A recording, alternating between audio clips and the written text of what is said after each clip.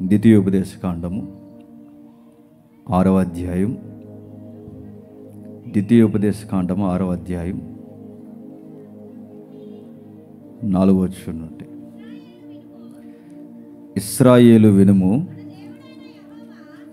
మన దేవుడైన యెహోవా, అద్వితీయుడగు యెహోవా, నీ పూర్ణ హృదయముతోను నీ పూర్ణ ఆత్మతోను నీ పూర్ణ శక్తితోను నీ దేవుడైన యెహోవాను ప్రేమింపవలను. నేడు నేను నీకు ఆజ్ఞాపించు ఈ మాటలు నీ హృదయములో ఉండవలను. నీవు నీ కుమారులకు వాటిని అభ్యసింపచేసి నీ ఇంటి కూర్చున్నప్పుడును, త్రోవ నడిచినప్పుడును, పండుకొనినప్పుడును, లేచినప్పుడును వాటిని గూర్చి మాట్లాడవలను. సూచనగా వాటిని చేతికి కట్టుకొనవలను. అవి నీ కన్నుల నడుమ బాసకము వలె ఉండవలను. నీ ఇంటి ద్వారబంధముల మీదను నీ గౌనుల మీదను వాటిని రాయవలను. జరుగుతున్న సంగతులను చూడండి. ఇశ్రాయేలు జనాంగంతో నేరుగా దేవుడు మాట్లాడుతున్న సంగతులు ఇవి. ఆ రోజైనా ఈ రోజైనా మారన దేవుడు మన నోట కోరేది, మన మనసులో కోరుకునేది ఒకటే: నన్ను నిండు మనసుతో వెంబడించే వాళ్ళు కావాలి, పూర్ణ హృదయముతో నన్ను వెంబడించే వాళ్ళు కావాలి. పూటకొకలాగా, గంటకొకలాగా, రోజుకొకలాగా, వారానికి ఒకలాగా, ఏడాదికి ఒకలా ఉండేవాళ్ళు నాకు అవసరం లేదు. సంపూర్ణంగా నన్ను వెంబడించే వాళ్ళు కావాలని ఆయన కోరుకుంటున్నాడు. ఇశ్రాయేలు వినుము, నీ దేవుడు అద్వితీయుడు. నీ దేవుడు పూర్ణ మనసు చూసే దేవుడు. నీ దేవుడు కొన్ని విలువైన సంగతుల వెనకాల తన బిడ్డలను నడిపించే తరాలను బాగు చేసే వ్యక్తులు ఎవరు ఉన్నారని ఎదురు చూసే దేవుడు. ఈ మాట చదువుతున్నప్పుడు అనిపిస్తుంది, ఎప్పుడు ద్వితీయోపదేశకాండం, ఎన్ని వేల సంవత్సరాలు ద్వితీయోపదేశకాండం, అప్పుడు సంగతి రాస్తున్నప్పుడు అసలు ఈ పుస్తకంలో రాయబడిన ఈ మాటకి తొలతూగిన వారు ఎవరైనా ఉన్నారంటే 5 పుస్తకాల్లో ఎందుకో విచిత్రంగా ఏ ఇశ్రాయేలు సంబంధం లేని ఒక వ్యక్తి మనకు తారసపడతాడు. ఆయన ఎవరో కాదు, కాలేబు. కాలేబు అనగానే అదొక అన్యుల పేరు. కాలేబు అనగానే ఇశ్రాయేలుకి బయట ఉన్నవాడు. కాలేబు అనగానే ఎక్కడో దూరదేశంలో ఉన్నవాడు. ఈయనను గూర్చి మనం మాట్లాడుతున్నప్పుడు, కాలేబు చరిత్ర మనం ఆలోచిస్తున్నప్పుడు విచిత్రంగా అనిపిస్తుంది. కాలేబు అంటే పరాక్రమశాలి అని అర్థం. పరాక్రమశాలి కలిగిన వాడు. ఈయన గూర్చి ఏమి రాయబడింది? ఇక్కడ దేవుడు ఏదైతే కోరుకున్నాడో, ఇదిగో పూర్ణ మనసుతో నన్ను వెంబడించే వాళ్ళు కావాలి, నిండు మనసుతో నన్ను వెంబడించే వాళ్ళు కావాలి. దేవుడు కోరుకున్న ఆ యొక్క కొలమానంలో లేదా ఆ వచనానికి ఫిట్ అయ్యేవారు ఈ 5 గ్రంథాలు, పంచగ్రంథాలు ఉన్నాయిగా, ఆది కాండం నుంచి ద్వితీయోపదేశ కాండం వరకు. ఈ 5 కాండాల్లో ఈ వచనానికి ఎగ్జాక్ట్గా ఫిట్ అయ్యేవారు కాలేబు కనపడతారు. 20 లక్షల మంది ఇశ్రాయేలీ నాయకులు, మోసే తర్వాత అంత అర్హత సాధించిన వారి కుటుంబీకులు, ఎంతోమంది వ్యక్తులు ఉండగా ఈ వచనం ఏదైతే రాయబడిందో ఈ వచనానికి సరిగ్గా సరిపోయే వ్యక్తి కాలేబు అండి. ఎందుకో విచిత్రంగా రాశాడు ఆయన కూర్చి. ఒకసారి చూడండి, యెహోషువ గ్రంథం 14వ అధ్యాయం. ఈ మాటను అలానే మైండ్లో పెట్టుకుని జాగ్రత్తగా చదువుదాం. యెహోషువ గ్రంథం 14వ అధ్యాయం 6వ వచనం నుండి. యోధా వంశస్థులను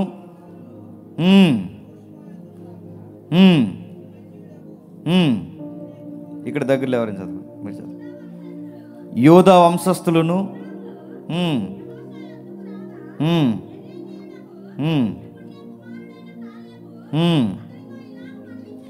అతనితో ఇలాగూ మనవి చేశాను.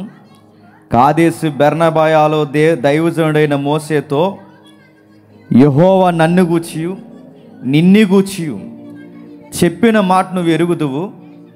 దేశములో వేగు చూచుటకు యెహోవా సేవకుడైన మోసే కాదేశ బర్నేయాలో నుండి నన్ను పంపినప్పుడు నా వయసు అప్పుడు 40 ఏండ్లు. ఎవరికి నీ భయపడక చూసినది చూసినట్టు అతనికి వర్తమానం తెచ్చి తిని, నాతో కూడా బయలుదేరి వచ్చిన నా సహోదరుల జనుల హృదయంలో కరుగ చేయగా, నేను నా దేవుడైన యెహోవాను నిండు మనసుతో అనుసరించితిని. నిండు మనసుకి మరొక పదమే పూర్ణ హృదయముతో అనుసరించితిని, పూర్ణ ఆత్మతో ఆయన అనుసరించితిని. ఆయన చెప్పుకుంటున్నాడు, సాక్ష్యం ఏమని చెప్పుకుంటున్నాడు చూడండి. 40 ఏళ్ళు అంటే ఈ వచ్చిన మన యెహోషువ గ్రంథం చదివే సమయానికి, ఈ యెహోషువ గ్రంథంలో మాట్లాడుతున్న మాటలకి ఎప్పుడో ఏగులు వారు వెళ్ళారట. ఆ సందర్భానికి ఈ సందర్భానికి కాల వ్యవధి 38 సంవత్సరాలు. ఎన్ని సంవత్సరాలు అంటే ఏం చెప్తున్నాడు కాలేబు? 2 వ్యక్తులు మాట్లాడుకుంటున్నారు. ఈయన క్లోజెస్ట్ ఫ్రెండ్ ఒక ఆయన ఉన్నాడు, ఆయన యెహోషువ. యెహోషువ చరిత్ర మనకు తెలుసు.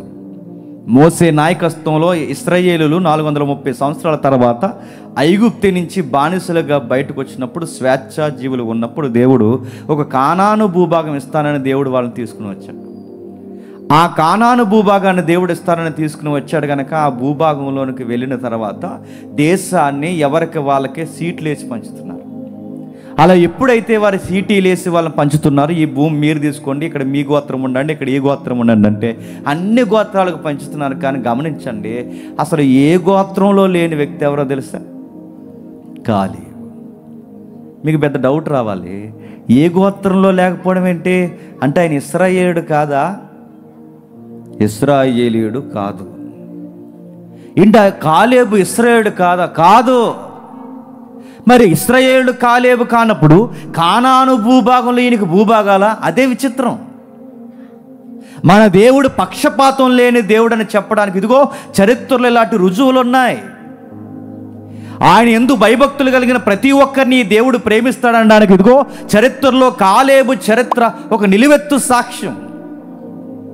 ఇశ్రాయేలుడు కాదా ఆయన బయటోడు. అంటే 20 లక్షల మంది ఇశ్రాయేలు ఉండగా ఎవరో ఒక అన్యుని బయటికి తీసుకొచ్చి ఈ వ్యక్తి నన్ను వెంబడిస్తున్నప్పుడు నిండు మనసుతో నన్ను వెంబడించాడని ఒక వ్యక్తిని గురించి దేవుడు సాక్ష్యం చెప్తున్నాడు. అంటే 20 లక్షల మందికి సిగ్గైపోవాలండి. వాగ్దాన భూభాగానికి అర్హులైన వారు. ఎక్కడ స్టార్ట్ అయింది ఈ చరిత్ర? ఈ డిస్కషన్ జరుగుతుంది. కాలేబు ఒక మాట అంటున్నాడు, నా సహోదరులందరూ భయంతో బెదురుతో మోసేకి తప్పుడు సమాచారం తెచ్చినప్పుడు నేను ఒక్కడిని రైట్ ఆన్సర్ చెప్పాను అంటున్నాడు. ఏం చెప్తున్నాడు? సందర్భం ఏంటి మీకు అర్థం కావాలంటే ఒక ఇమేజ్ వేస్తాడు చూడండి ఒకసారి. ఆ ఇమేజ్ ఒకసారి మీరు చూస్తే మీకు అర్థమవుతుంది సందర్భం. ఇది మోసే నాయకత్వంలో కానాను భూభాగం ఇంకా అక్కడ ఉందనగా, ఆ కానాను భూభాగాన్ని మనం స్వేచ్ఛగా స్వతంత్రించుకోగలమా లేదని చెప్పడానికి ఏగులు వారిని రెడీ చేస్తాడు మోసే. తెలుసు కదా స్టోరీ. ఎంతమంది వెళ్ళాలంటే గోత్రానికి ఒకరి చొప్పున తీసుకెళ్తారు. ఆ గోత్రంలో 12 మంది, ఎవరో ఒకరు తక్కువ అవుతారు. ఆ ప్లేస్లో ఈయన భర్తీ అవుతాడు. 12 మంది ప్రధానులు, ఆ ప్రధానులతో పాటు వీళ్ళందరూ వెళ్ళిన తర్వాత ఆ భూభాగాన్ని చూస్తారు. చూస్తే ఒక విచిత్రాలు కనబడతాయి అక్కడ. నెక్స్ట్ ఇమేజ్ విచిత్రంగా కనిపిస్తుంది. ద్రాక్ష గెల, ద్రాక్ష గుత్తు తెలుసు మనకి, ద్రాక్ష గుత్తులు తెలుసు మనకి. కానీ డిఫరెంట్ ఏంటో తెలుసా? గెల. కొబ్బరికాయలు గెల తెలుసు మనకి, ముంజికాయలు తెలుసుగా, అవి గెలలు తెలుసు మనకి. కానీ ఇజ్రాయేల్ దేశంలో గెలలు ఉంటాయి. ఆ గెలలు ఏంటో తెలుసా? ద్రాక్ష గెల. ఎంత సారవంతమైనదో ఈ రోజుకి. ఎందుకు విచిత్రంగా అండి, రాళ్ళ మధ్య పంట పండేస్తుందండి. ఏంటో మరి వాళ్ళకి అంతే, దేవుడు బ్లెస్ చేశాడు వాళ్ళని. కొండ ప్రాంతాలు, మెట్ట ప్రాంతాలు చూస్తే ఎంత గరుకైన ప్రాంతమో. ఇక్కడ మీరు ఉన్నారా? ఈ నేల ఉందా? ఇక్కడంతా ఏది పండే అంత భూభాగంగా రేగడి నేలలు అంటారు ఇవి. మీరు ఈ ఫోల్స్ వేయడానికి, ఆ గొయ్యిలు తవ్వడానికి చేతులు బరువు ఎక్కువైపోయి చేతులు కందిపోయి, అంత స్ట్రాంగ్ ఉంటుంది ఇక్కడ ఉన్న ల్యాండ్. ఎందుకంటే ఇది కొండ ప్రాంతం, మెట్ట ప్రాంతం. ఇక్కడ అంత త్వరగా గుణపం దిగదు. ఇదే ఎలాగుంటే ఇశ్రాయేల్ అది కూడా పీఠభూమి, కొండ ప్రాంతం. అలాంటి కొండ ప్రాంతం రాళ్లలో రతనాలు పండినట్టు పండేస్తుందండి. ద్రాక్ష పండుతుంది, అంజూరా పండుతుంది. ఒకటా సారవంతమైన నేల గోధుమలు పండుతుంది. చూస్తేనేమో అంత కొండ భూభాగం, కానీ పండే పంట చూస్తే విచిత్రం. ఎందుకంటే ఆ భూమిని దేవుడు దీవించాడు. మన నల్లరేగళ్ళు అండి, మన భూభాగాల్లో నల్లరేగడి ఉంది, ఎర్రరేగడి ఉంది, పంటకు అనుకూలమైన ప్రాంతాలు ఉన్నాయి. ఏంటో మరి ఇంత చక్కటి చిత్తడి నేలలు ఉన్నా మనకు దిగుబడి రాదు. ఇంత చక్కటి చిత్తడి నేలలు ఉన్నా మనకు దిగుబడి రాదు. కానీ ఎక్కడో ఆ మెట్ట ప్రాంతాల్లో, ఎక్కడో అసలు ప్రపంచంలో ఎక్కడ పండనంత పంట ఆ ఇశ్రాయేల్ దేశంలో పండేస్తుంది. అలాంటి దేశానికి దేవుడు వాగ్దానం ఇచ్చాడు. ఆ వాగ్దాన భూభాగాన్ని మీకు ఇస్తానన్నప్పుడు మోసే తెలివైనోడు, నాయకుడు, వెళ్ళే ముందు ఆ దేశాన్ని మనం స్వతంత్రించుకోవడం లేదో ఒకసారి వాకప్ చేస్తారండి అన్నాడు. వెళ్ళారు, అందరూ చూశారు. ఆ చూసిన తర్వాత అందరూ ఒక్కొక్కరు ఒక్కొక్క మాట చెప్పారు, రకరకాల మాటలు చెప్పారు. ఏమని చెప్పారు? అయ్యా కష్టమయ్యా, భూమి అయితే బాగుంది, పంట అయితే బాగుంది, సారం అయితే బాగుంది, కానీ అక్కడ మనుషులను చూస్తేనే భయం వేస్తుంది, వెళ్ళడం కష్టం, కొంచెం వెళ్ళాలన్న ఆలోచన మానేసుకుంటే మంచిది. చూడండి అలా నిలబడ్డారు. మనం వెళ్ళకపోవడం మంచిది, కొంచెం ఆగుదాం అన్నారు. అలా జరిగినప్పుడు ఇద్దరు తెర మీదకి వచ్చి చెప్తారు. అందులో యెహోషువ, కాలేబు. వీళ్ళిద్దరూ తెర మీదకి వచ్చి ఏమంటారంటే, లేదు మన దేవుడు మనకు తోడై ఉన్నాడు, మనం స్వతంత్రించుకోగలమని వీళ్ళిద్దరు చెప్తారు. ఈ స్టోరీ జరిగి, బాగా వినండి, ఈ స్టోరీ జరిగి మోసే కాలంలో జరుగుతుంది. ఆ జరిగిన సందర్భం ఇప్పుడు మనం చదువుతున్న యెహోషువ గ్రంథం. ఈ సందర్భానికి ఆ సందర్భానికి సుమారు 38 సంవత్సరాల గ్యాప్ ఉంది. ఎంత? 38 సంవత్సరాలు. అంటే 38 సంవత్సరాల క్రితం జరిగిపోయిన చరిత్ర యెహోషువ ముందు ఎత్తుతున్నాడు. ఏమని ఎత్తుతున్నాడు? ఆ గోత్రానికి ఇచ్చావు, ఈ గోత్రానికి ఇచ్చావు, ఈ గోత్రానికి ఇచ్చావు, అన్ని గోత్రాలకు ఇచ్చావు, నాకు కూడా ఇస్తావు. నా సాక్ష్యం నాకు గుర్తుంది. 20 లక్షల మంది ఎటు పోవాలో తెలియని టైంలో, ఏ గోత్రికులు ఎటు నిలబడాలో తెలియని టైంలో, మన పైన 10 మంది అబద్ధాలు చెప్పి దేవుని విశ్వాసం అని చెప్పుకొని బెదిరిపోతున్న టైంలో, దేవుని కొరకు, దేవుని ప్రజల కొరకు నిండు మనసుతో వెంబడించిన వ్యక్తి నన్ను నీకు తెలుసు, యెహోషువ. మోసేకి దగ్గర శిష్యుడివైనను, మోసే తర్వాత మోసే అంతటి వాడివైనను, ఆ రోజు ఏం జరిగిందో నీకు తెలుసు. మనమే కదా నిలబడ్డాం. 10 మంది నిలబడలేనప్పుడు, 20 లక్షల మంది నిలబడలేనప్పుడు నా సాక్షి నేను చెప్పుకుంటున్నాను, నా సాక్షి నేను చెప్తున్నాను. చాలా ధైర్యంగా నిలబడ్డాను నేను అన్నాడు. చాలా ధైర్యంగా నిలబడ్డాను. లక్షల మంది ఆ రోజు రాళ్ళు తీశారు మనం అబద్ధం చెబుతున్నామని. ఆ 10 మంది మాటలు లెక్క చేయకుండా మనం ఇద్దరం ఒకవైపు నిలబడ్డామని ఆ రోజు మన మీద ఎంత కాలుదువరే యెహోషువ. 10 సంవత్సరాలు, 4 10 40 సంవత్సరాల దగ్గర పడినా ఆ సీన్ ఇంకా నా కళ్ళ ముందు గుర్తుంది. ఆ పరిస్థితి ఇంకా నా కళ్ళ ముందు గుర్తుంది. ఆ రోజు మనుషులు నమ్మలేని పరిస్థితులన్నీ నా కళ్ళ ముందు గుర్తున్నాయి. యెహోషువ, నా దేవుడు నాకు మాట ఇచ్చాడు, ఇశ్రాయేలుని కాకపోయినా, దేవుని ప్రజల జాతిలో నేను పుట్టకపోయినా, హెబ్రోను ప్రాంతం నాకు ఇస్తానని మాట ఇచ్చాడు. నాకెందుకు విచిత్రంగా ఉంటుందని ఈ జీవితం చదువుతుంటే, ఇశ్రాయేలు కానివాడు, అసలు సంబంధం లేనోడు, ఎక్కడ జాయిన్ అయ్యాడు, ఎలా వచ్చాడు, అసలు ఇతనికి ఎంత గొప్ప సాక్ష్యం ఏంటి? 5 పుస్తకాలు రాయబడితే ఎవ్వరికీ వాడని పదం, యెహోషువను పక్కన పెట్టండి, ఎవ్వరికీ వాడిన పదం, అసలు నాయకులకు కూడా వాడని పదం, ఎవడో అన్యుడికి నన్ను నిండు మనసుతో వెంబడించాడని ఈ వచనం ఆయనకి సూట్ అవడం ఏంటి? విచిత్రం, వింత. ఇంకేమని చెప్తున్నాడు చూడండి. అదే 14వ అధ్యాయం, అదే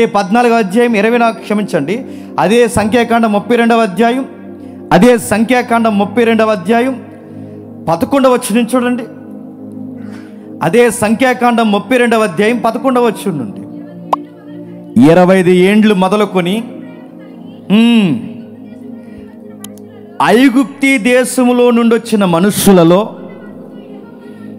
పూర్ణ మనస్సుతో యెహోవాను అనుసరించిన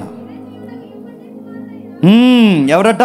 కెనేజీయుడైన యెఫున్నె కుమారుడైన కాలేబును, నూను కుమారుడైన యెహోషువయు తప్ప నన్ను ఎవడునూ పూర్ణ మనసుతో అనుసరించలేదు. కానీ నేను అబ్రహాము, ఇస్సాకుల, యాకోబుల ఎవ్వరు వెంబడించలేదట. ఎవరు వెంబడించారట? కాలేబు వెంబడించాడట. నన్ను పూర్ణ మనసుతో వెంబడించింది ఎవరంటే కాలేబు. నన్ను పూర్ణ మనసుతో నన్ను వెంబడించింది ఎవరంటే ఇదిగో ఈ కాలేబ్ అనే వ్యక్తి. నేను మళ్ళీ చెప్తున్నాను, యెహోషువ పక్కన పెట్టండి. యెహోషువ ఇశ్రాయేలీయుడు, మోసే ఇశ్రాయేలీయుడు, 20 లక్షల మంది ఇశ్రాయేలుడు. అయ్యో ఈయన ఇశ్రాయేలుడు కాదు, ఈ ఇశ్రాయేలు కానివాడు గురించి యెహోవాయే సాక్షి. ఎందుకో కొన్నిసార్లు మన సాక్ష్యాలు మన కోసమే చెప్పుకుంటాం. నేను అలా అటోడిని, నేను ఎలా అటోడినండి. కానీ నేను గొప్ప సాక్ష్యం ఏంటి చెప్పనా? కాలేబు సాక్ష్యం కాలేబు చెప్పుకోవడమే కాదు, కాలేబు సాక్ష్యం ఎవరు చెప్తున్నారు తెలుసా? సాక్షాత్తు దేవుడు చెప్తున్నాడు. నేను నిండు మనసుతో దేవుని వెంబడించానని కాలేబు చెప్పడం కాదు, సాక్షాత్తు దేవుడే అంటున్నాడు, ఈ అబ్బాయి నిండు మనసుతో నన్ను వెంబడించాడు. తన సాక్ష్యం తన చెప్పడం కాదు, ఆ సమకాలీన వ్యక్తి ఎవరైతే ఉన్నాడో యెహోషువ కూడా చెప్పాడు. ఏమని? నా ఫ్రెండ్ ఎవరైతే ఉన్నాడో కాలేబు హెబ్రోనుకి వారసుడు. నా ఫ్రెండ్ ఎవరైతే ఉన్నాడో కాలేబు దేవునిని వెంబడించడంలో నిండు మనసు కలిగిన వాడు. యెహోషువ చెప్తున్నాడు, దేవుడు చెబుతున్నాడు, ఇంకా ఎవరు చెప్తున్నారు? మోసే కూడా చెబుతాడు. మోసే యెహోషువని పిలిచి ఇలా అంటాడు, ఇదిగో కానాను భూభాగాన్ని పంచుతున్నప్పుడు ఏ గోత్రానికి ఎక్కడ పంచినా హెబ్రోను మాత్రం అబ్బాయికి ఇచ్చేయి అన్నాడు. నాకు 40 ఏళ్ళు ఉన్నప్పుడు ఏ రాజకార్యాలు జరిగాయో నాకు గుర్తుంది యెహోషువ. ఇంకా విచిత్రం, కెనేజీలు మీరు అడుగుతున్నాను, కెనేజీలు ఇశ్రాయేలీలా? కెనేజీ అనే పదం ఇశ్రాయేలు తెగలో ఉందా? అసలు ఆ వంశం ఇశ్రాయేలు గోత్రంగా ఎక్కడా కనబడదు. మీరు చదవండి. అసలు అతను ఇశ్రాయేలు కాడు. ఆ ఇశ్రాయేలు కానివాడు మరి ఎలా అయ్యాడు? అసలు ఎలా అయిపోయాడు? ఎలాగయ్యాడేంటి? నిండు మనసుతో వెంబడించాడు కనుక అయ్యాడు. 20 లక్షల మంది దేవునికి ఉండగా, 20 లక్షల మంది నడుస్తుండగా, 20 లక్షల మంది దేవుని ప్రజలని చెప్పుకుంటున్న టైంలో దేవుని వెంబడించిన గొప్ప ప్రవక్త, క్షమించండి, గొప్ప పరాక్రమశాలి, నిండు మనసు. అందుకే ఇశ్రాయేలు కానివాడు బయటోడు. పైగా విచిత్రంగా అనిపిస్తుంది, ఈయన తండ్రి పేరు కెనేజీయుడైన ఒప్నే ఏదో పేరు రాశాడు. కానీ తర్వాత ఏం చదువుకుంటాం తెలుసా? కెనేజీయుడైన కాలేబు అని చదువుకుంటాం. తర్వాత ఏం చదువుకుంటాం తెలుసా?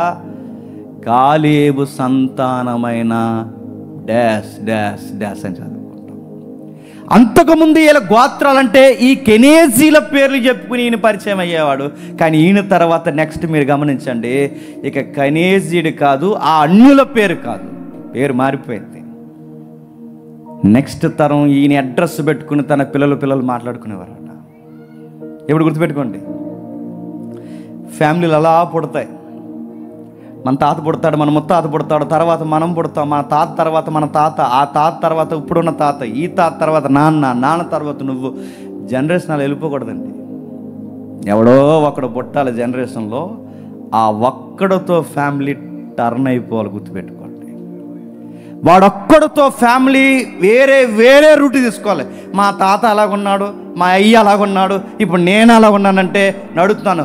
మార్పు లేదా?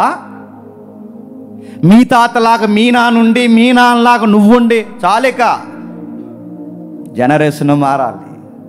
నీ తర్వాత తరాలు మారుకోవాలి. ఇప్పటి వరకు మీ తాతల పేరు చెప్పారేమో, కానీ నీ తర్వాత పుట్టబోయే వాళ్ళు నీ పేరు చెప్పుకోవాలి. జేమ్స్ గారు తాలిక అని, ఎవరు ఎమ్మెల్యే తాలిక అంటున్నారులేండి, పలానా. మీరు బైబిల్ చదవని ఇంటికి వెళ్ళిన తర్వాత కెనేజీడైన కాలేబు. నెక్స్ట్ ఏంటో తెలుసా?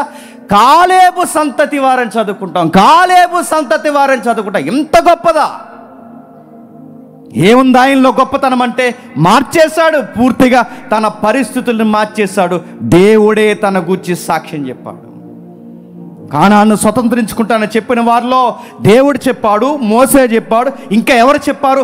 తన జీవితాన్ని గురించి తానే ధైర్యంగా చెప్పుకున్నాడు. మరలా ఒక విషయం గుర్తుపెట్టుకోండి, మనం ఎరిగిన వాడు, మన దేవుడు మనం ప్రేమించిన వాడైతే, మన దేవుడు మనం గుర్తించిన వాడు అయితే, మనం దేవుని వైపు చూసిన వారమైతే, నిండు మనసుతో మనం దేవుడిని వెంబడిస్తే, నీ గతం ఎలాంటిదైనా, నీ జాతి, ఈ పదం నేను వాడకూడదు, నీ జాతి ఎలాంటిదైనా, నీ వంశానికి మంచి సాక్ష్యం లేకపోయినా, చెప్పుకోవడానికి ఒక్కరు కూడా నీకు మంచి తెగ లేకపోయినా, నువ్వు ఆయనకి నచ్చినడు అయితే నీ గతం ఘనముగా మార్చేస్తాడు ఆయన. నీ రోత జీవితాన్ని వింతైన సాక్ష్యంగా మార్చేస్తాడు ఆయన.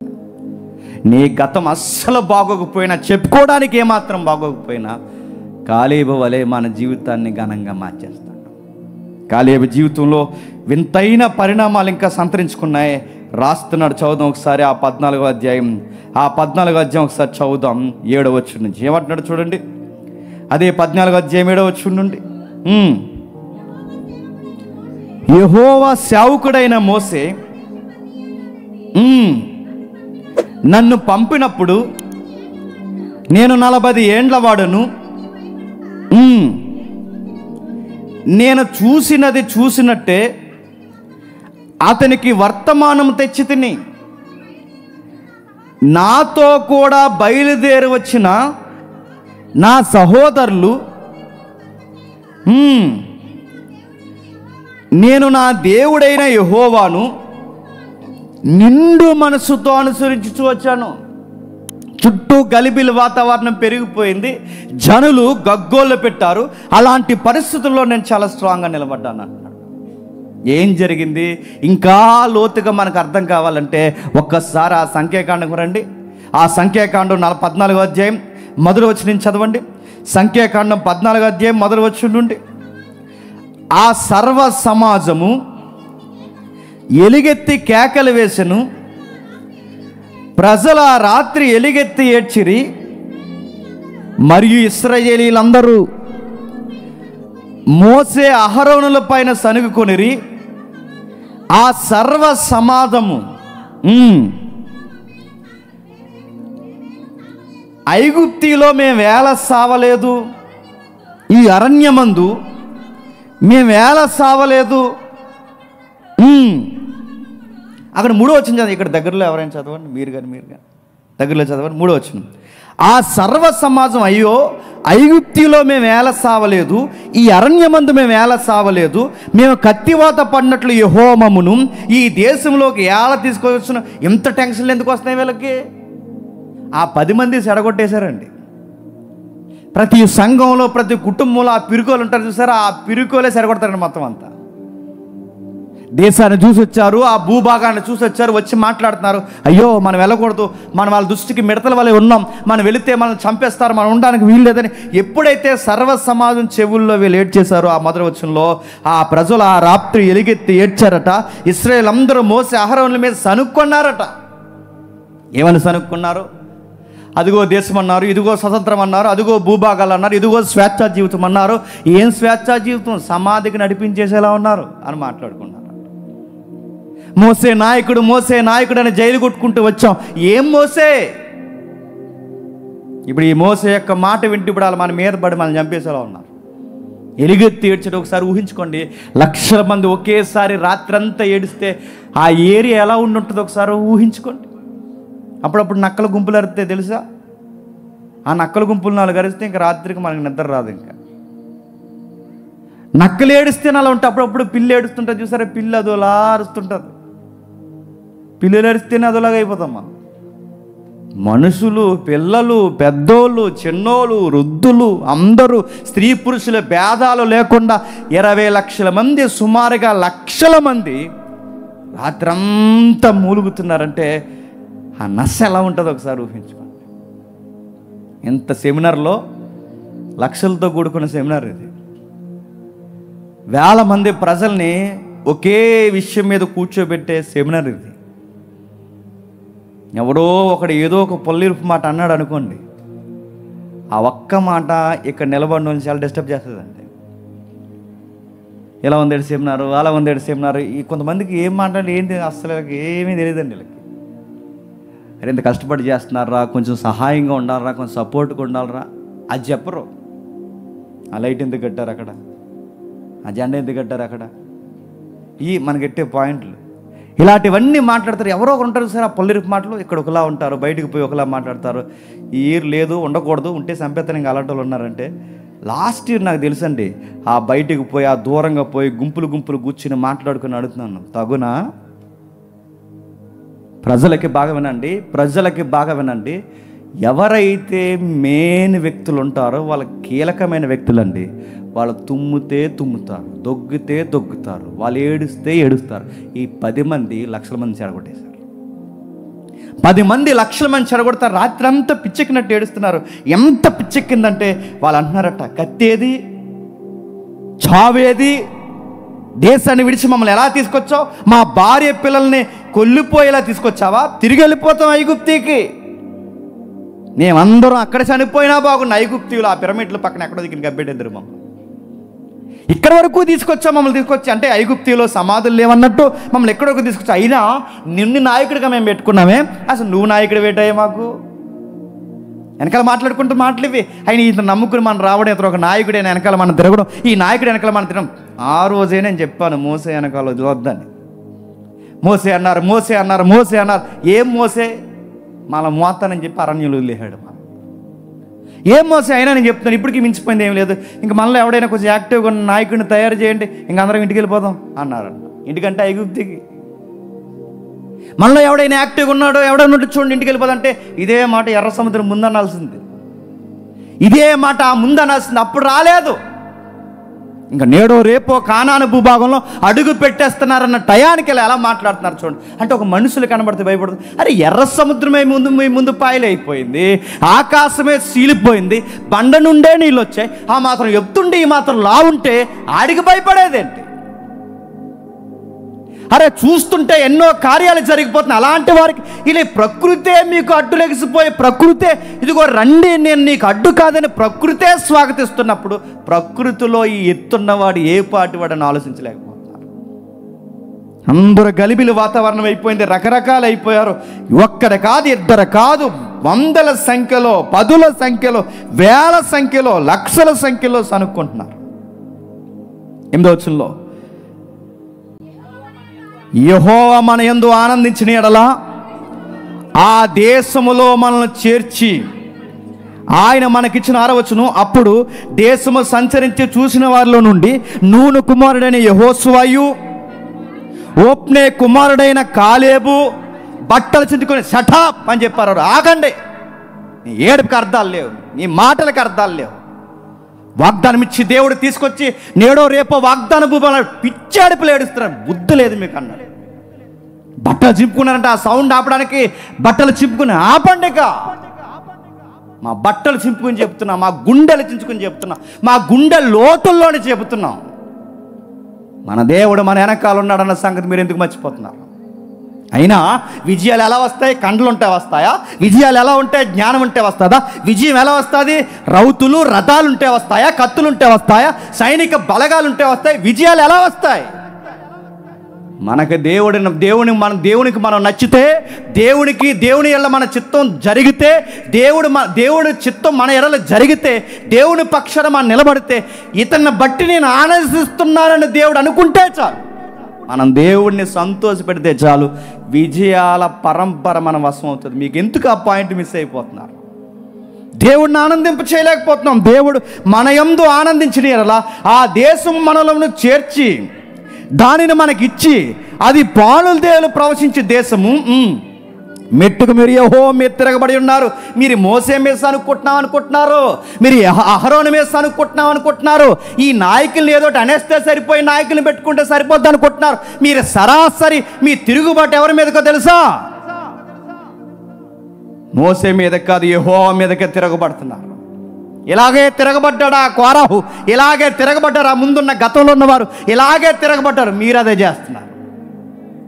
యెహోవా మీద కంటే ఒక నిజాయితీ కలిగిన సేవకుడిని కామెంట్ చేస్తే, ఒక నిజాయితీ కలిగిన సేవకుడి మీద తిరుగుబాటు ప్రారంభిస్తే, ఒక నాణ్యమైన సేవ చేస్తున్న వాడిని కాని మాటలంటే, ఒక నాణ్యమైన సేవకుని వెనకాల పనికి మాలిన గుసగుసలు పెడితే, మళ్ళీ చెప్తున్నాను, మీరు ఎవరి మీద కాలు దూవుతున్నారో తెలుసా? సైన్యములు కదపోతే యెహోవా మీదకే కాలు దూవుతున్నారు. సేవకులకు ఒక వాగ్దానం ఇచ్చాడు దేవుడు. ఏమన్నాడు? మిమ్మల్ని ముడితే నా కనుగుడ్డు ముట్టినట్టు అన్నాడు. దేవుని కనుగుడ్డు ముట్టినోడు బతుకుతాడండి? దేవుని కనుగుడ్లో ఏలెట్టినోడు ఆడి జీవితం సౌఖ్యమా? చెప్పాడు. ఇదిగో చెప్తున్నాడు, దేవుడు మన యందు ఉన్నాడు. దేవుడు మన యందు ఆనందిస్తుంటే ఆయన చిత్తం మనం జరిగించి శబాస్ నమ్మకమైన దాసులను మనం అనిపించుకుంటే చాలు, విజయం మందే. దేవుడు మన ఎడల ఆనందిస్తే చాలు, విజయం మందే. ఎప్పుడు గుర్తుపెట్టుకోండి, దేవుని పక్షాన ఏ యుద్ధం చేయడానికి వెళ్ళినా ఈ పాయింట్ మీద దేవుడు నన్ను, ఈ పాయింట్ మీద ఈ పాయింట్ని బట్టి దేవుడు నన్ను ఆనందిస్తాడా, నన్ను బట్టి ఆనందించడా, ఇది దేవుడు ఆనందించే విషయం కాదని నీకు స్ట్రైక్ అయితే ఆపే. ఇది దేవుడు ఆనందించే విషయం అయితే యుద్ధానికి దిగిపో, విజయం నీదే. యెహోషువకు ఆ పాయింట్ తెలుసు, కాలేబుకి ఆ పాయింట్ తెలుసు. వాళ్ళిద్దరు నిలబడ్డారు. మెట్టుకు నీరు యెహోవా మీద తిరగబడుకుడి, ఆ దేశపు ప్రజలకు భయపడుకుడి, వారు మనకు ఆహారం అవుతారు. ఎంత విచిత్రం అండి, ఎంత విశ్వాసం ఉండాలండి. ఆడు చూస్తే ఇంత ఎత్తున్నట్టు ఒకడు ఉంది. ఆడి భుజాలు, వాళ్ళ ఎత్తు, వాళ్ళని చూస్తుంటే చాలా ఎత్తున్నారట. వాళ్ళ ముందు ఇద్దరు నిలబడి అన్నారట, వాళ్ళ మనల్ని తినేయడం కాదు, మనం వాళ్ళ దృష్టికి మిడతల్లో ఉండడం కాదు, మనకు దేవుడు తోడుంటే మనమే వాళ్ళని తినేస్తాం అన్నారట. ఎంత నమ్మితే ఆ మాటలో చెప్పండి. వాడు మనల్ని తినడం ఏంటి, మనమే వాళ్ళని తినేస్తాం. మనమే వాళ్ళని తినేసేంత పరిస్థితి. అంటే మనం భయపడకూడదు, మనం ధైర్యంగా ఉండాలి. వారి నీడ వారి మీద నుండి తొలగిపోవును.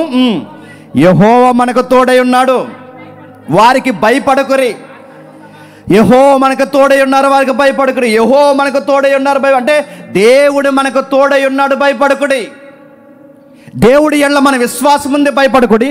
ఆయన ఎడల మన విశ్వాసాన్ని కనబరుచుకుంటే భయపడకుడి. ఎప్పుడైతే ఈ మాట చెప్పారో సర్వ సమాజము వారిని రాళ్లతో కొట్టి చంపవలనని ప్రత్యక్షపు గుడారంలోకి యెహోవా మహిమ ఇశ్రాయేలు మీదకి అందరికీ కనబడి జనాలు డిసైడ్ అయిపోయారట. ముందు వీళ్ళిద్దరు నోరు మూసేయండి రా అన్నారట.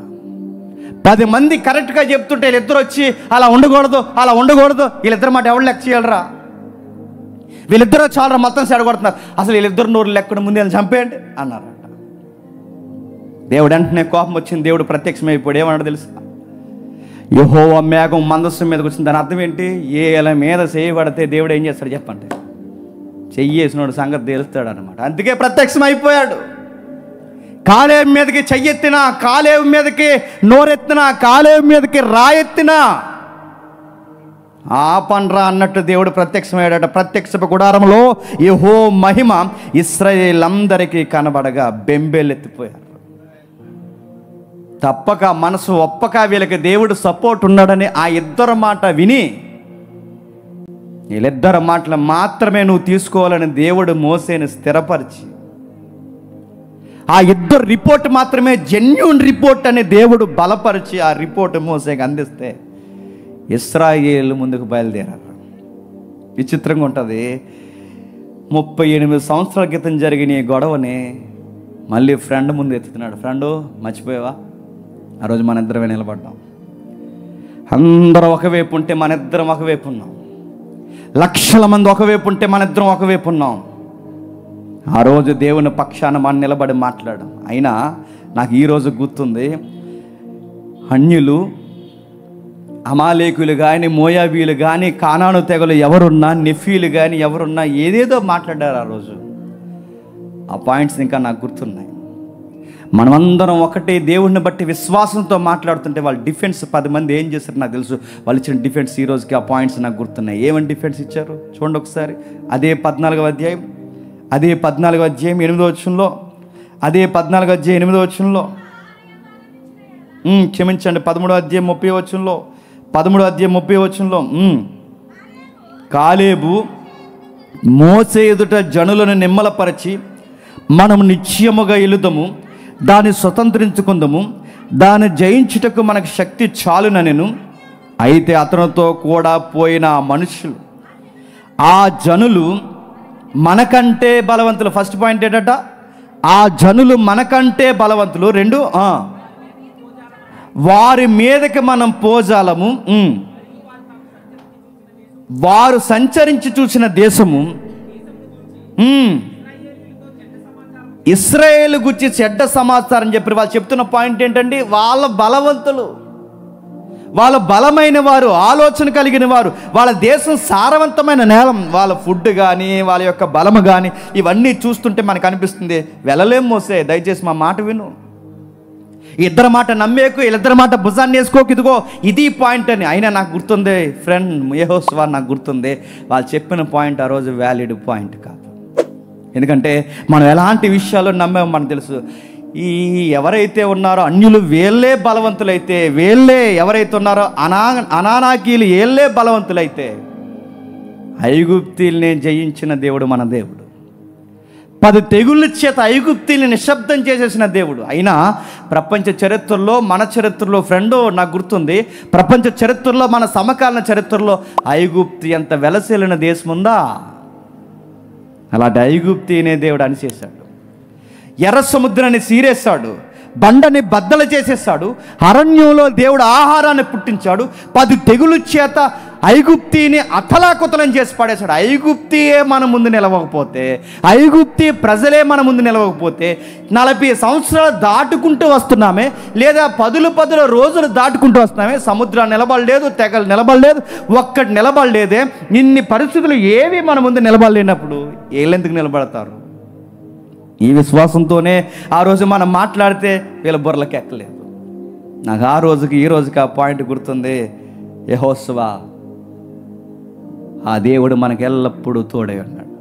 ఆ టెస్ట్ మనీలు అంటాడండి చెబుతూ, ఆ రోజు పరాక్రమశాలిగా యుద్ధానికి పోయినప్పుడు ఎంత బలం ఉందో 40 సంవత్సరాల వయసు ఉన్నప్పుడు, మళ్ళీ 38 సంవత్సరాలు అంటే 40కి 40 80 సంవత్సరాలు అయినా అదే పౌరుషం ఉంది యెహోషువ. ఆ మాట గుర్తుంది, ఆ విశ్వాసం గుర్తుంది. ఆ రోజు లక్షల మందికి ఎదురు నిలబడిన ఆ ధైర్యం మనకు గుర్తుంది. ఈ రోజుకి అదే విశ్వాసం ఇప్పటికి కూడా యెహోవా పక్షమున యుద్ధము చేయడానికి నేను ఏమాత్రం ఆలస్యం చేయని యెహోషువ. వచనం యెహోషువ గ్రంథం 14వ అధ్యాయం 11వ వచనం. మోసే పంపిన నాడు ఎంత బలమో నేటి వరకు నాకు అంతే బలం. మోసే పంపినప్పుడు ఎంత బలం ఉందో ఈ రోజుకి నాకు అంతే బలం ఉంది. ఏ బలం ఉంది? యెహోవా యందలి విశ్వాసము, యెహోవా యందలి శక్తి, యెహోవా మీద నమ్మకము, అన్ని విధాలుగా అంతే బలం ఉంది. యుద్ధము చేయటకు కానీ,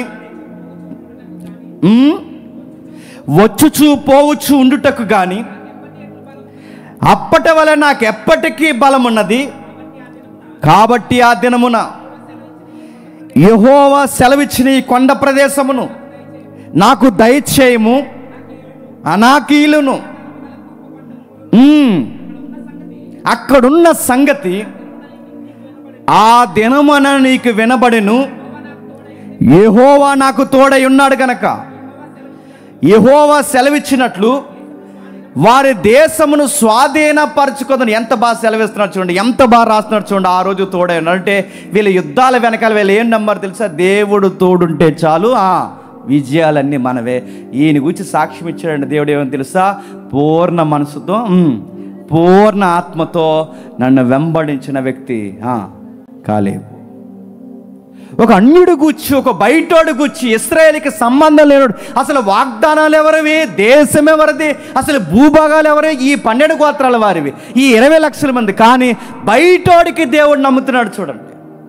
అంటే ఎప్పుడు జబ్బేడు చెప్పనా, పుట్టికి నుంచి క్రైస్తవులు అని చెప్పుకున్న వాళ్ళకి ఆ దేవుడి విలువ తెలుస్తుంది లేదో నాకు తెలియదు, కానీ మధ్యలో వచ్చిన వాళ్ళకి దేవుడి విలువ బాగా తెలుస్తుందండి. చిన్నప్పటి నుంచి దేవుడిని తినడానికి మన బైబిలేగా, మన దేవుడేగా, మన పాస్టర్ గారేగా, మందేగా. అందుకే ఈ మంది ఎలా తయారవుతారు? బయట నుంచి వస్తారు చూసారా, అప్పుడే మారుతారు చూసారా. యెహోవా రుచి ఎరుగుతారు, వాళ్ళు చాలా స్ట్రాంగ్గా ఉంటారండి. దేవుడిని చాలా బలంగా నమ్ముతారు. ఎంత బలంగా నమ్ముతారంటే ఇదిగో ఇలాంటి నిండు హృదయంతో, అయ్యో మనం క్రైస్తవులమయ్యో ఇలా చేయకూడదు కదా అని వాళ్ళు చాలా బలంగా నమ్ముతారు. మనోళ్ళే క్రైస్తవులు అని చెప్పుకున్నారు. వాళ్ళని ఒక్కటి ఏదన్నా మారొచ్చిన తర్వాత మళ్ళీ ఆ మూఢాచారాలు చేయమనండి, చెయ్యరు. మనము పాస్టర్ గారితోనే ప్రార్థన చేసేస్తాం, బేపనయంతోనే ముహూర్తాలు పెట్టించేస్తాం. నేను అడుగుతున్నాను, వాళ్ళకున్న విశ్వాసం, వాళ్ళకున్న బలము, వాళ్ళకున్న మనసు చూస్తుంటే నేను అడుగుతున్నాను, 20 లక్షల మందికి ఒక్కడ తేలాడు. ఇన్ని సంఘాల మధ్య, ఇన్నిటి మధ్య అడుగుతున్నాను, ఇలాంటి సాక్ష్యం మనకి ఉందా? ఈయన చూస్తుంటే ఇంక విచిత్రం అనిపిస్తుంది. ఏంటయ్యా నీ గొప్పతనం ఏంటయ్యా అంటే, ఆయనకు గొప్పతనం ఉందట. నలుగురు వెళ్ళే రూట్లో నాకు వెళ్ళాలన్న మనసు లేదు, కానీ దేవుడు నాకు ఏది చెప్తే అదే చేస్తా అంటాడట. మరో మాట చెప్పిన, చెప్పిన పని తూచా తప్పకుండా చేస్తాడట. కమిట్మెంట్ ఉన్నవాడు. చెప్పిన పని తూచా తప్పకుండా చేస్తాడు. చెప్పిన పని ఖచ్చితంగా చేస్తాడు. దైవ కార్యాన్ని చక్కగా నెరవేరుస్తాడు. సావుతో సెలగాటమయ్యే కార్యానికి పోయి వస్తారో రారో, తిరిగి వస్తారో రాని ఆ ఏగులు వారి ఉద్యోగం చేశాడంటే దేవుని కొరకు ఎంత కష్టన్నవాడండి. ఒక్క పని తినంగా చేయమ్మా, ఒక్క పని తినంగా నమ్ము. అదిగో చూడండి, ఎక్కడో బయట నుంచి వచ్చాడు, పూర్తిగా బయట విషయాలు వదిలేశాడు, అన్యుల ఆచారాలు వదిలేశాడు, తన జాతి ఆచారాలు వదిలేశాడు, వారి పితరుల యొక్క వెంబడించిన పద్ధతులని పక్కన పడేశాడు, పూర్తిగా దేవుణ్ణి నిండు మనసుతో వెంబడించాడు. నన్ను ఈ మధ్య పెళ్ళిళ్ళకి రమ్మన్నారు. పెళ్ళిళ్ళకి రావాలంటే షరతులు వర్తిస్తాయని చెప్తున్నాను నేను మొదటి నుంచి. మళ్ళీ చెప్పాను నేను, రే మీ పెళ్ళికి రావాలంటే మళ్ళీ చెప్తున్నాను, మూఢాచారాలు, మూఢనమ్మకాలు, ఆ తంతు కార్యక్రమాన్ని తెస్తే నేను ఆ డయాస్ మీద మెసేజ్ చెప్పలేను. లేదు అవన్నీ మీరు ఆపుతానంటే నేను మెసేజ్ చెప్పడానికి వస్తానంటే చెప్పి ఎంత చెప్పినా లాస్ట్కి మళ్ళీ వచ్చి ఒక అరగంట చెప్పి వెళ్ళిపోనియా అన్నారు. నేను చెప్పేదేంటి, మీరు నన్ను అడిగేదేంటి? నేను ఏం చెప్తున్నాను, ఇవి వద్దు, ఇవి చెయ్యొద్దు, ఇవి చేస్తే మేము రాలేం, అక్కడ వర్తమానం మేము చెప్పలేం, బైబిల్కి మూఢాచారాలకి ముడిపెట్టొద్దు, వీటికి వాటికి కలపొద్దు, క్రైస్తవ విలువలతో మేము వివాహం చేసుకోండి, మేము ఖచ్చితంగా వస్తాం, మేము దగ్గరుండి నడిపిస్తామంటే అంత విన్న తర్వాత జస్ట్ ఒక 10 నిమిషాలు కనబడి వెళ్ళిపోయాను. కనబడితే ఇంకెందుకు, ఇంకా నేను వెళ్ళలేదండి, రానన్నానండి. విషయం ఏంటి చెప్పనా, ఆ రోజు వాళ్ళ పెళ్ళిళ్ళకి నేను వెళ్ళలేదని ఈ సెమినార్కి వర్క్ చేయడానికి రావడం మానేశారు. రాకపోతే పొండి, రాకపోతే మానేయండి. మీ పెళ్ళిళ్ళకి, మీ పేరంటాలకి, మీ మూఢనమ్మాలకి మమ్మల్ని వచ్చి జైగొట్టమంటే మళ్ళీ చెప్తున్నాను, శ్మశానానికైనా పోతాం కానీ మీ చెత్త విషయాలకు మేము జైగొట్టం. మీరు రాకపోతే మేమే అవసరమైతే గోసీలు పెట్టుకుని పని చేస్తాం, ఇక్కడ మేమే కష్టపడి చేస్తాం అంటే మీ పెళ్ళిళ్ళకి వచ్చి, మీ పేరంటాలకు వచ్చి మీరు చెప్పిందల్లా మేము చేయగొట్టి, మీ మూఢనమ్మకాలకి, మీ ముహూర్తాలకి మేము చేయగొడితే అప్పుడు మాకు వచ్చి సపోర్ట్ చేస్తారా? ఇది దేవుని పని అని అడుగుతున్నా. దేవుని పని అనుకుంటున్నా లేదా నీ ఇంట్లో పెళ్ళి అనుకుంటున్నావా? మరికొంతమంది ఉంటారండి, ఇంతమంది నీకు బాధ్యత తప్పకిస్తే వీళ్ళేం చేస్తారు చెప్పనా, ఏం చేస్తారు చెప్పనా, వాడికి ఇవ్వాల్సిన గౌరవం ఇవ్వకపోతే ఇంకా గుర్తింపు లేనప్పుడు అనవసరం అండి రావడం అన్నారు. ఏం గుర్తింపు అంటావు? నోబెల్ ప్రైజ్ ఇమ్మంటావు? నీకు ఏం గుర్తింపు కావాలని అడుగుతాను. ఏం గుర్తింపు? ఇదిగో అక్కడ ఉన్నాడు, ఆ కాలేబు లాంటి ఉద్యోగం చేయగలవా? ప్రాణాలు పోతాయి, వెళిన తర్వాత వస్తారో రారో గ్యారంటీ లేదు, అలాంటి ఉద్యోగానికి పోయాడు, అలాంటి పని చేయగలవా? గుర్తింపు లేకపోతే ఉండరు, పాట ఇవ్వకపోతే ఉండరు, పొగడకపోతే ఉండరు, చెప్పాల్సిన విషయాలు వాళ్ళకి అనుకూలంగా చెప్పకపోతే ఉండకపోతే పొండి. మళ్ళీ చెప్తున్నాను, 20 లక్షల మందికి ఇద్దరైతే చెప్పండి, 20 లక్షల మందికి ఇద్దరైతే గుర్తుపెట్టుకోండి, ఇన్ని వేల మందికి వినేవాడు ఒక్కడున్నా చాలు. గుర్తుపెట్టుకోండి, ఒక్కడున్నా చాలు. 20 లక్షల మందికి ఇద్దరే తేలారు. వేల మందిలో ఎంతమంది వచ్చినా మీకు అనుకూలమైన వచనాలు, మీకు అనుకూలమైన ప్రసంగాలు చెప్పరు. దేవుడు చెప్పింది మనం వినాలి, మనం చెప్పింది దేవుడు ఏంటో గుర్తుపెట్టుకోండి. ఆ రోజు మాట్లాడారు, ఈరోజు అడుగుతున్నాను, ఒక్కలా ఉంటామండి తినంగా. 38 సంవత్సరాలు మారిపోయి మనిషి మారలేదండి. ఆ రోజు ఎంత విశ్వాసం ఉంది, ఈరోజు అంత విశ్వాసం ఉంది. ఆ రోజు ఎంత ఫైట్ చేసే గుణం ఉందో, ఈరోజు అంత ఫైట్ చేసే గుణం ఉంది. ఆ రోజు దేవుని కొరకు ఎంత బలం ఉందో, ఈరోజు అంత బలం ఉంది. నీకు 30 సంవత్సరాలు వద్దు, గ్యారంటీ ఇస్తున్నాను, 3 సంవత్సరాలు తినంగా ఉంటావు నువ్వు. అడుగుతున్నాను నేను, 3 సంవత్సరాలు 4వ సెమినార్కి మారిపోతున్నామ్మా. 3 సంవత్సరాలు అడుగుతున్నాను, ఈ సహవాసంలో, ఈ బలంలో నీకు 30 సంవత్సరాలు వద్దు, 3 ఏళ్ళు తినంగా ఉంటావా? నీకేం కావాలి? నీకు పేరు కావాలి, నీకేం కావాలి? నీకు డబ్బు కావాలి, నీకేం కావాలి? నీ పొగడ్తలు కావాలి, నీకేం కావాలి? నీ చెత్త ముహూర్తాల కార్యక్రమాలకు మేము రావాలి. 38 సంవత్సరాలు ఎప్పుడు గొడవ, ఎప్పుడు యుద్ధం? 10 సంవత్సరాలు దాటేసిన యెహోషువ ఇంకా దేవుడి కోసం అదే కష్టం ఉంది అంటున్నాడు. కట్టి కాలేంత వరకు, గోతికి పోయేంత వరకు, ఈ మనుషులు చచ్చిపోయేంత వరకు దేవుడు అని కొట్టుకుంటుంది గుండె యెహోషువ. ఆ రోజు దేవుడిచ్చిన వాగ్దానం నాకు గుర్తుంది, ఆ రోజు దేవుడిచ్చిన వాగ్దానం నాకు గుర్తుంది, ఇంకా గుర్తుంది, నేను మర్చిపోలేదు. నా జీవితంలో మైలురాయి అది. ముగించేస్తున్నాను చేస్తున్నాను. ఇంత కసుగా ఉన్న వ్యక్తికి, ఇంత పౌరుషం ఉన్న వ్యక్తికి ఒక ఆడపిల్ల పుట్టింది. ఆ పిల్ల పెద్దదైంది, పెళ్ళిడికి వచ్చేసింది, పెళ్ళి చేసే వయసు వచ్చేసింది.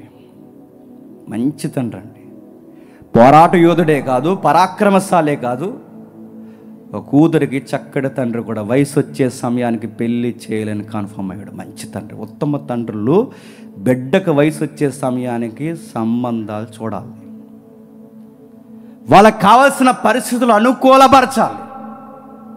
కొంతమంది ఉంటారు తినేసి ట్యాంకుల పెంచి తిరగడం తప్ప ఆ కుర్రోడేంటి, ఆ పిల్లేంటి, పరిస్థితులు ఏంటి, భవిష్యత్తు ఏంటి, మనకి ఏదన్నా జరగకూడదు జరిగితే రేపు పొద్దున్న వాళ్ళ సంగతి ఏంటి, ఇదేం అవసరం లేదు. కక్క మొక్క డొక్కుంటే చాలు ఆ రోజుకి, అంతే.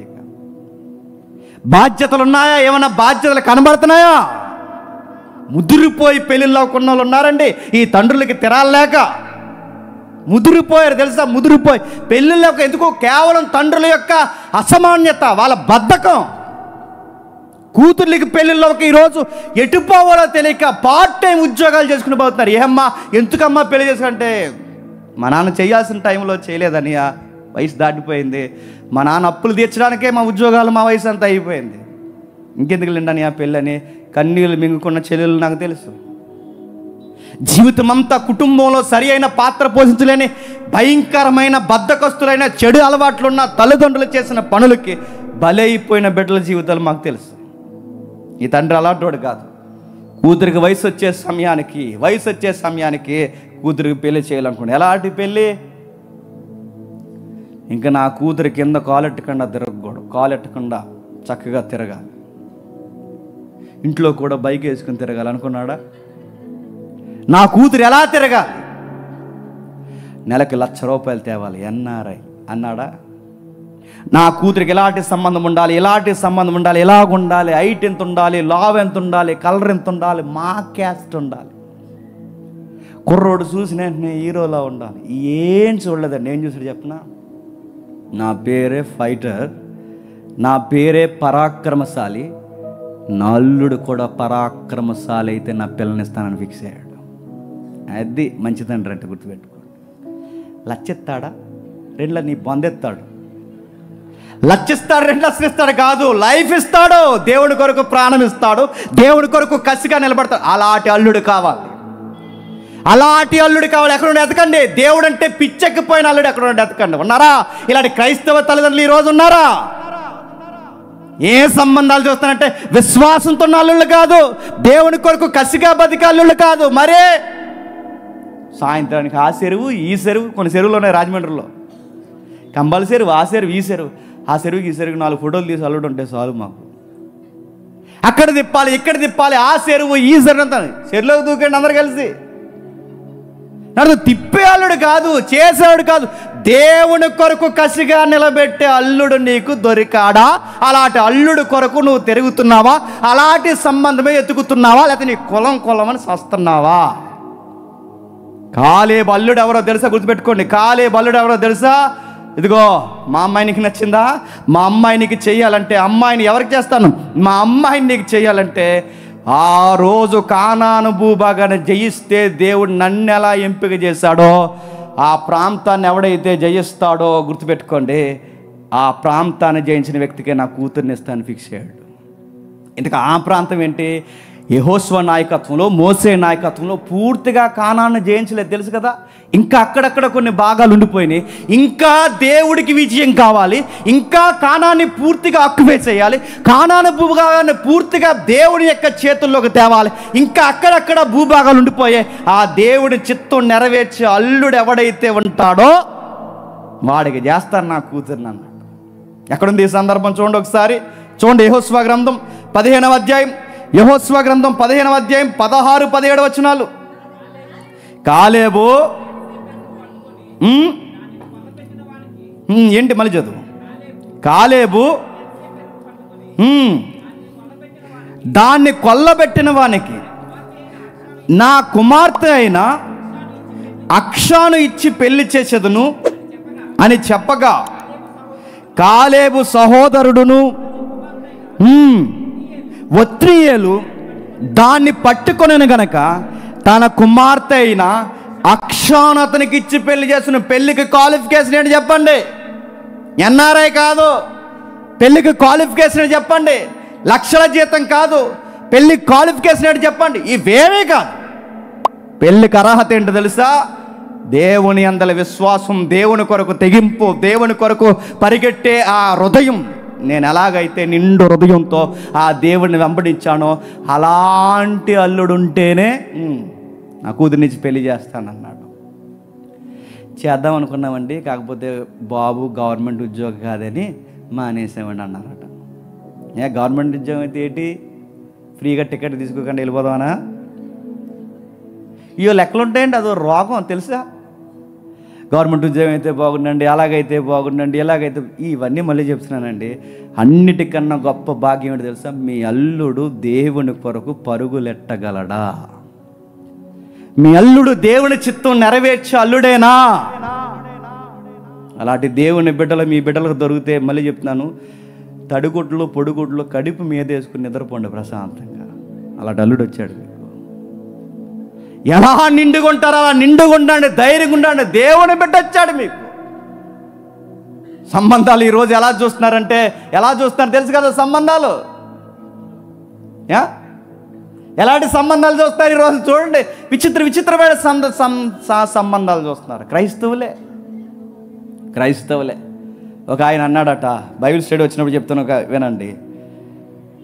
పెళ్లి సంబంధం చూడండి పాస్టర్ గారు, పెళ్లి సంబంధమే చూడండి, చక్కటి అమ్మాయిని ఇచ్చి పెళ్లి చేద్దాం అనుకుంటున్నాం మావాడికి అన్నానట. కానీ మీరు క్యాస్ట్ వద్దంటారు, కానీ బైబిల్ ప్రకారం క్యాస్ట్ ప్రకారం మీరు పెళ్లి చేయాలి, నాకు తెలిసిన విషయం అన్నాడట. పాస్టర్ గారికి మతి లేదు, వాటర్ తాగేశాడు లీటర్. క్యాస్ట్ బైబిల్లో ఉందా? నాకు తెలియదా?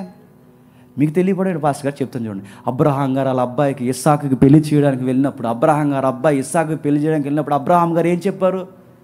మన అమ్మాయినేగా చేయమన్నాడు. మన అమ్మాయి అంటే ఏంటి? క్యాస్ట్ అన్నాడు. అందుకే మా క్యాస్ట్ పిల్లనే చూడండి అన్నారట. నడుతున్నాను క్యాస్ట్ కూడెట్టని కులం దేనికి చెప్పండి, కలపలేని కులం దేనికి చెప్పండి. కులం కాదండి, నేను కులాలతో పిల్లలు జరగకూడదండి. మన క్రైస్తవం కులం కాదండి మనకి. ఎప్పుడు ధైర్యంగా చెప్పుకోండి. మనం దేవుడిని నమ్ముకున్న తర్వాత భార్య ఒక కులం, భర్త ఒక కులం, బిడ్డలు ఒక కులం. ఓ కుటుంబంలో చూస్తే ఇలా ఏ క్యాస్ట్ రా కన్ఫ్యూజ్. వాళ్ళ కులం ఉండదు. ఎందుకు చెప్పినా, వాళ్ళ దేవుని బిడ్డలు. వాళ్ళు ఏమీ చూడరు, వాళ్ళ కులాలు చూడరు, ఏమీ చూడరు, వాళ్ళ హోదాలు చూడరు. ఏం చూస్తారు? ఒకే ఒకటి చూస్తారు, దేవుని బిడ్డ కాదా, అదొకటే చూస్తారు. దేవుడి లక్షణాలు, దేవుని గుణగణాలు ఉన్న పిల్ల ఉందండి అని అడిగేవాళ్ళు లేరు. హైట్ ఉందండి, చూడ్డానికి బాగుంటుందా, తెల్లగా ఉంటుందా, అలా ఉంటుందా, ఇలా ఉంటుంది అన్నీ అడిగారట. అడిగిన తర్వాత లాస్ట్లో అడుగుతారు, ప్రార్థన చేసుకుంటుందా అని, బైబిల్ చదువుతుందా అని.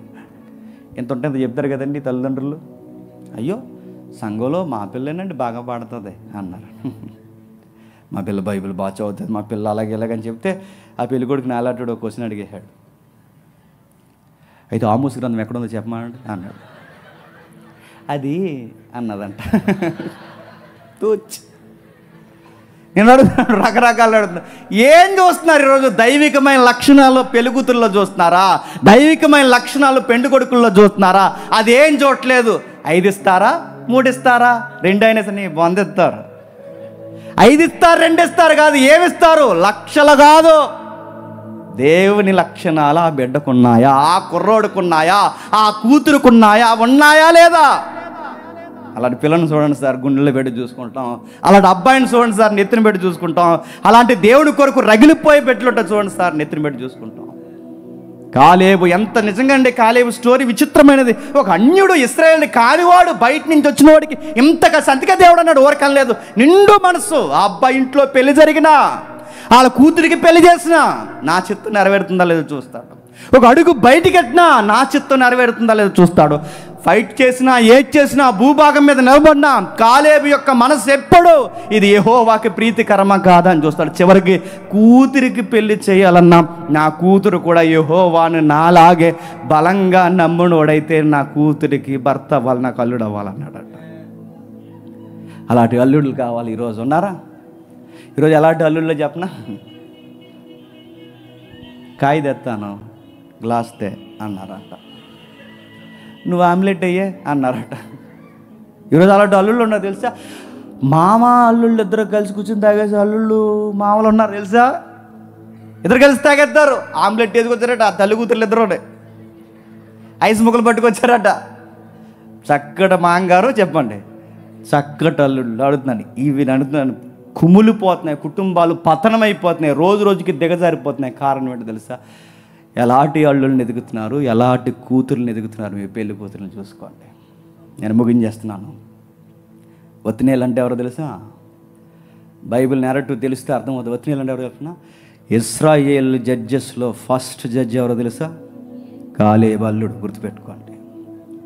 న్యాయాధిపతుల్లో మొట్టమొదటి న్యాయాధిపతి కాలేబు అల్లుడు. అది వాళ్ళ ఫ్యామిలీ హిస్టరీ. అప్పటి వరకు కెనేజీలు ఈ కాలేబు ఫలానా జాతి అని చెప్పుకున్నారు. ఇప్పుడు ఏం చెప్పుకున్నారు చెప్పిన? కాలేబు అల్లుడు, కాలేబు కొడుకు, కాలేబు కూతురు, కాలేబు కుమారుడు. జనరేషన్ మార్చేశాడంతే. మా తాత మా ముత్తాత కాదు, ఇప్పటి నుంచి నా పేరు చెప్పాలి. ఆ పేరు ఎక్కడి నుంచి చెప్పాలి తెలుసా? దేవుడిని బట్టి నా నుంచి జనరేషన్ స్టార్ట్ అవ్వాలి. మా నాన్న స్టోరీ అయిపోయింది, మా తాత స్టోరీ అయిపోయింది, వాళ్ళ లోకం కోసం బతికిన వాళ్ళు. కానీ ఈరోజు నేను బతికిన తర్వాత ఇక్కడి నుంచి ఫలానా వారు తాలూకా అని చెప్పుకోవాలి. ఆ రోజుల్లో గొప్పగా బతికారే, ఆ రోజుల్లో గొప్ప సేవ చేశారే, ఒక టీం ఉండేదే, దాని పేరు డీసీ టీం అని చెప్పుకున్నారే. అలాంటి టీం ఒకటి పనిచేసేదే. అందులో కొంత యాక్టివ్ మెంబర్లు ఉండేవారు. ప్రసాద్ గారు, సురేష్, డేవిడ్ గారు, ఇంకా కొంతమంది సహోదరులు ఉన్నారే. వాళ్ళ తాలూకండి మేమని చెప్పుకోవాలి. ఉన్నారా? మీ ఊర్లో, మళ్ళీ చెప్తున్నాను, మీ ఊర్లో, మీ తరంలో, మీ కుటుంబంలో నీ నుంచి స్టోరీలు మారిపోవాలి అంటే జీవితాల్లో మార్చేసే, స్టోరీలు మార్చేసేవాడు ఒకడు ఉన్నాడు. ఆయన పేరు పరలోకమందున్న దేవుడు, సైన్యాల అధిపతి యెహోవా. మార్చేస్తాడు ఆయన. ఎంత గొప్పగా మారుస్తాడు తెలుసా? ఎక్కడో నమ్మాడు, ఎక్కడి నుంచో వచ్చాడు. 20 లక్షల ముందు ఏమాత్రం మోమాటం లేకుండా దేవుడు అన్నాడు, ఇశ్రాయేల్ అందరూ కాదు కానీ నీ అబ్బాయి నాకు నచ్చాడు. మన దేవుడు గొప్పవాడు అండి. ఎంత గొప్పవాడు అంటే మన పరానే భేదం చూడ, అందరినీ ఒక్కలాగే ప్రేమిస్తాడు, అందరినీ ఒకేలా ప్రేమిస్తాడు. అందుకే అపోస్తల కార్యాల్లో కూడా మనకు కనబడుతుంది, దేవుడు పక్షపాతం లేనోడు. దేవుడికి పక్షపాతం లేదు. అక్కడ నచ్చితే బిలాముని ఇష్టపడతాడు, ఇక్కడ నచ్చితే కాలేబుని ఇష్టపడతాడు, అక్కడ నచ్చితే రాహాబుని ఇష్టపడతాడు.